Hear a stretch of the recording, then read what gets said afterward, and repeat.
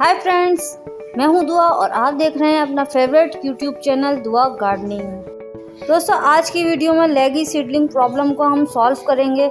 यानी कि जब पौधे हमारे काफ़ी लंबे हो जाएं और हो वो छोटी स्टेज में, तब हम क्या करें। ये पौधे इतने लंबे हो जाते हैं और थोड़े ही दिनों में एक तरफ गिर के मर जाते हैं। तो हमें क्या करना है, हमें इनको ट्रांसप्लांट करना है, यानी कि इनका गमला तब्दील करना है। देखें आप, इस तरह बहुत ही एहतियात से इनको छोटे छोटे गुच्छे को इनको निकालना है और इस तरह बहुत ही एहतियात से इनकी मिट्टी को हटा देना है और एक तरफ रखते जाना है।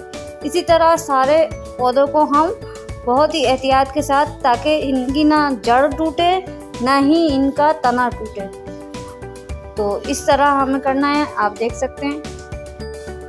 जब आपके पौधे, आपकी सीडलिंग मिर्चियों की 5 से 7 इंच की हो जाए, तब आप इसको निकाल कर इसको ट्रांसप्लांट करें। ट्रांसप्लांट का तरीका क्या है वो आगे आप देख सकते हैं। इसको मैंने इसकी जड़ों को रेन वाटर में रखा है, बारिश के पानी में ना हो तो आप सिंपल वाटर में भी रख सकते हैं। इसके लिए जो मैंने मिट्टी तैयार की है वो 70% हमारी बालू मिट्टी है और इसमें 20% काउडम है और 30% रेत है।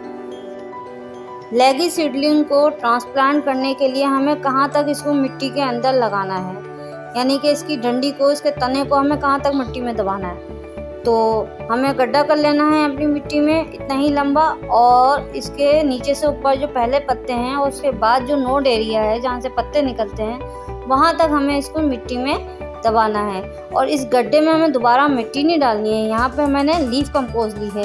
लीफ कंपोज में जड़ों को फैलने की, फलने फूलने की बहुत ही ज़्यादा आज़ादी मिलती है और वो बहुत ही जल्दी ग्रो करती हैं, क्योंकि ये छोटी छोटी जड़ें होती हैं। इसकी नए जड़ों को निकलने के लिए अगर आप लीफ कंपोज इनको प्रोवाइड करेंगे, लीफ कंपोज यानी कि पत्तों की खाद, तो वो उसमें ज़्यादा जल्दी ये अपनी जड़ें निकालेंगे। इसकी पूरी स्टेम में जड़ें निकल आएंगी।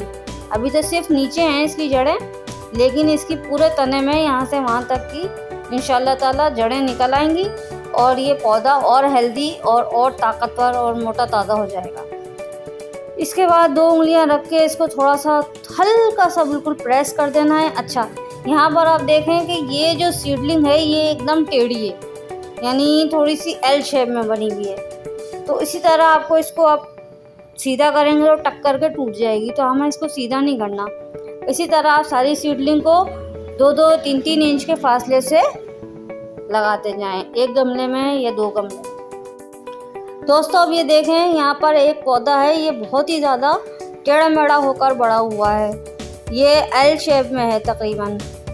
और जो पौधे अलिफ की तरह सीधे होते हैं उनको ट्रांसप्लांट करना, यानी कि उनका गमला तब्दील करना बहुत आसान होता है। लेकिन ये जो इतने टेढ़े पौधे होते हैं, एल शेप में ये टेढ़ा है, हम इसको कैसे जो है वो अलिफ शेप में जो है ना ट्रांसप्लांट करें। हम इसको अलिफ शेप में नहीं, हम इसको एल शेप में ही इसकी मिट्टी को खड्डा करके उसी शेप में खड्डा करेंगे जिस शेप में ये पौधा है। और उसके बाद इसको, ये देखें, फर्स्ट मैंने इसका पत्ते काट दिए हैं और उसके बाद मैंने वहाँ तक इसको मिट्टी में नहीं, सॉरी, मैंने इसको लीफ कंपोज में दबाकर और मिट्टी बराबर कर दी है। तो ये भी एक बहुत ही इम्पोर्टेंट पॉइंट है कि इतने टेढ़े मेढ़े पौधों को हम किस तरह ट्रांसप्लांट यानी कि पौधा गमला तब्दील कर सकते हैं। दोस्तों, किसी भी किस्म के पौधे को उनका गमला तब्दील करने के लिए, रीपॉटिंग के लिए टाइम क्या होना चाहिए। किसी भी किस्म का आपका पौधा, फलों का, सब्जियों का, फूल वाले पौधे या डेकोरेशन के प्लांट, छोटे पौधों को आप जब भी ट्रांसप्लांट करें, और ट्रांसप्लांट शौक से बचाने के लिए इनको आप शाम के टाइम पे, यानी कि 5 बजे के 6 बजे का टाइम, जब धूप जो है वो बिल्कुल चली जाती है और ठंडा मौसम हो जाता है। वैसे तो मानसून का मौसम है और हवा भी बहुत अच्छी चल रही है, तो इस टाइम मैंने ट्रांसप्लांट किया है। तो आप टाइम का भी बहुत ख्याल रखें, वरना ट्रांसप्लांट शॉक मिल जाएगा आपके पौधों को, यानी कि ये एकदम झटके में आ जाते हैं कि हमारे साथ हुआ क्या है, हम एकदम नए घर में आ गए, तो उसमें भी काफ़ी पौधे मर जाते हैं। मैंने यहाँ पे एकदम सूखी मिट्टी में ट्रांसप्लांट नहीं किया है। मैंने यहाँ पे इसका गमला जब तब्दील किया है तो इस गमले में भी थोड़ी सी नमी पहले से थी।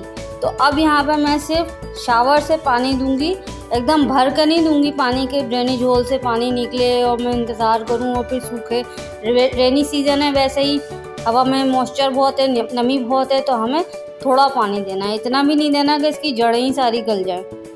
یہ دیکھیں یہ ایک اور سیڈلنگ ہے، اب جب یہ بھی کافی لیگی ہو جائے گی، ابھی تو یہ بہت چھوٹی ہے، اور اس کی خیال ایسے رکھتے ہیں کہ اس میں جو بھی سیڈلنگ، جو بھی آپ کے پودے مر جائیں وہ ان کو نکال دیں، اور اس پہ ہاتھ ضرور آپ پھیریں، یعنی کہ جیسے گھر میں پلے ہوئے پالتو جانور بکری گائے وغیرہ کو ہم پیار کرتے ہیں، ان کے سر پہ ہاتھ پھیرتے ہیں، اسی طرح ہمیں پودوں کو بھی ٹاپ پہ ہاتھ پھیرنا ہے، تاکہ اس میں دو فائدے ہیں، ایک تو مکڑی وغیرہ بھی جال نہیں بنائیں گی، اور پودوں کی جو روز کی روٹین ہے وہ آپ کو سمجھ میں آئی۔